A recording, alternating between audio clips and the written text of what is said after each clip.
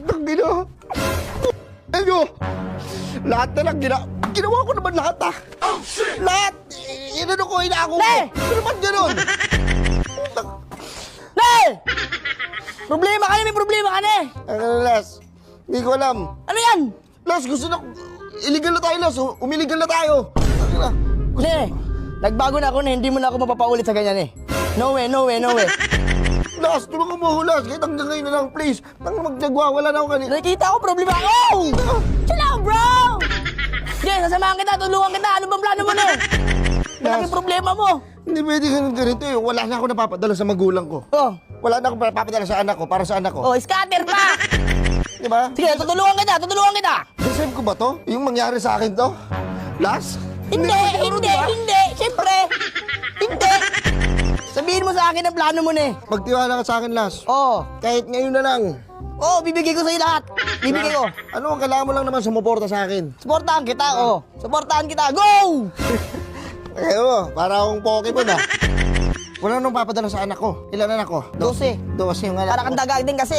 Oh, pag umuulan kasi, di ba, bagyo. Pero Oh. pag bagyo, di ba, alam mo naman, hahataw tayo niyan. Alam mo ah!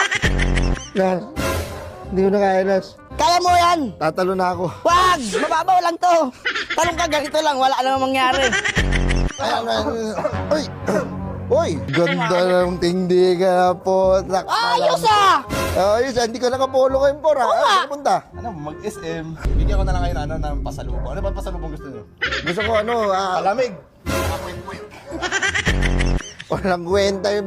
Yung tira-tira namin na pandate na namin ni Inday, bibigay ko sa inyo para may pangkain kayo mamayang gabi.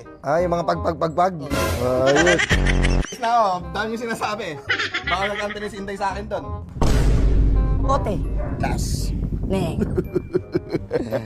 Umalis si Foreman, tayo lang ang dalawa dito. Pero ako cellphone. Tatawagan ko yung mga trabahador dati. Hello. Huwag mo na tanongin kung sino ako. Pakina mo. Wala kasing naiwan dito. Sa site, kami lang dalawa ni Nicolas. Pumunta kayo dito ngayon. Pasukin natin doon site. Bilisan nyo! Bilisan nyo. Ganito.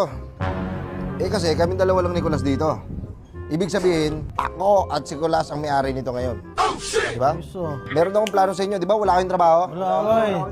Bibigyan ko yung trabaho ngayon. Itong building, nanakawan natin. Nanakawan, masama yun ah. Masama yung pag nahuli ka. Papahuli ka ba? Hindi. Oo. Hindi tayo masasakotin dito. Basta makinig lang kayo sa akin. Yung utak nitong plano na to ako.